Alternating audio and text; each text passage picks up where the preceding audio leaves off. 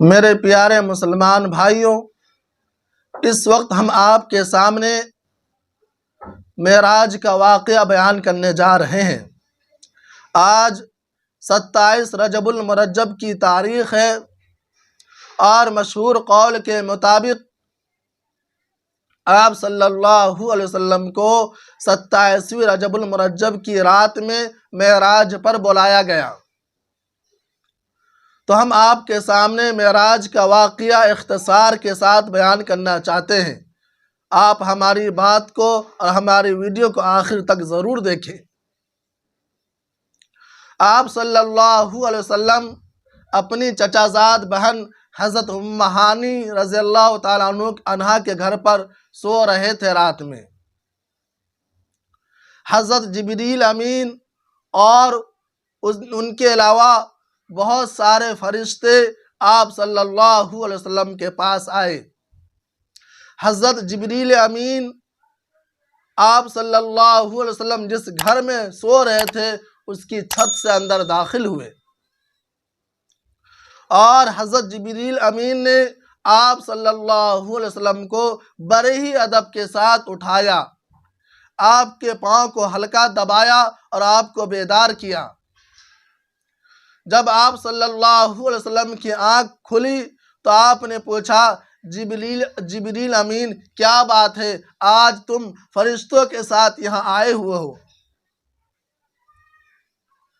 حضرت جبریل امین نے کہا، اے آقا یا رسول اللہ، اللہ تبارک و تعالی آپ سے ملنا چاہتے ہیں، آپ سے ملاقات کرنا چاہتے ہیں، آپ کو آسمان پر بلا رہے ہیں۔ حضرت جبریل امین نے یہ بات کہی اور آپ صلی اللہ علیہ وسلم نے کہا، جب اللہ ہم کو بلا رہے ہیں، جب میرے پیارے محبوب مجھے بلا رہے ہیں، جب میرا آقا میرا خدا مجھے بلا رہا ہے تو میں ضرور جاؤں گا۔ حضرت جبریل امین آپ صلی اللہ علیہ وسلم کو حضرت ام ہانی کے گھر سے لے کر بیت اللہ شریف آئے، اور بیت اللہ شریف جب آپ پہنچے تو حضرت جبریل نے آپ کے سینہ کو چاک کیا اور آپ کے دل کو زمزم کے پانی سے دھویا۔ اس کے بعد آپ صلی اللہ علیہ وسلم کو جبریل امین مکہ مکرمہ سے بیت اللہ شریف سے مسجد اقصی لے گئے، اور جب آپ صلی اللہ علیہ وسلم مسجد اقصی سفر میں گئے، آپ کی سواری کیسی تھی؟ آپ کی سواری براق نام تھا سواری کا۔ یہ سواری اتنی تیز رفتار تھی کہ روایت میں آتا ہے کہ جہاں ان کی آنکھ سواری کی آنکھ پڑتی تھی وہیں پر ان کا قدم رکھا جاتا تھا۔ بہت تیز رفتار سواری تھی۔ بہت تیز رفتار سواری کے ساتھ آپ صلی اللہ علیہ وسلم کو بیت اللہ شریف سے بیت المقدس لے جایا گیا۔ جب آپ بیت المقدس پہنچے تو آپ صلی اللہ علیہ وسلم نے وہاں پر 2 رکعت شکرانے کی نماز ادا کی۔ روایت میں یہ بھی بات آتی ہے کہ آپ صلی اللہ علیہ وسلم نے جاتے وقت تمام انبیاء کرام کی امامت فرمائی تھی۔ جب آپ صلی اللہ علیہ وسلم نماز سے فارغ ہو گئے تو آپ صلی اللہ علیہ وسلم کو حضرت جبریل امین ہزاروں لاکھوں فرشتوں کے ساتھ آسمان کا سفر شروع کیا۔ آپ براق نامی سواری پر سوار ہوئے اور وہاں سے آسمانی سفر شروع ہونے لگا۔ آپ صلی اللہ علیہ وسلم کو 7 آسمانوں پر لے جایا گیا۔ ہر آسمان پر جو وہاں انبیاء کرام موجود تھے ان سے ملاقات ہوئی۔ 6 آسمان پر پہنچے تو وہاں حضرت موسیٰ علیہ السلام موجود تھے۔ حضرت موسیٰ سے ملاقات ہوئی، سلام دعا ہوا، مصافحہ ہوا، آگے بڑھے، 7ویں آسمان پر پہنچے تو 7ویں آسمان پر حضرت ابراہیم علیہ السلام سے ملاقات ہوئی۔ 7 آسمانوں پر جو فرشتے تھے اور جو انبیاء علیہ السلام رہتے تھے ان تمام لوگوں سے ملاقات ہوئی۔ اس کے بعد آپ صلی اللہ علیہ وسلم ساتویں آسمان سے اور آگے بڑھے، سدرۃ المنتہا کو پہنچے۔ جب سدرۃ المنتہا کو پہنچے تو حضرت جبریل امین نے کہا کہ اب اس سے آگے میرا سفر نہیں ہو سکتا، میں آگے نہیں جا سکتا۔ اگر میں سدرۃ المنتہا سے آگے جاؤں گا تو میرے پر جلا دیے جائیں گے۔ اور سدرۃ المنتہا کے پاس ہی حضرت آپ صلی اللہ علیہ وسلم نے حضرت جبریل امین کو اپنی اصلی شکل میں دیکھا تھا۔ سدرۃ المنتہا کے بعد آپ صلی اللہ علیہ وسلم کا سفر، آگے کا سفر اکیلا ہوتا ہے۔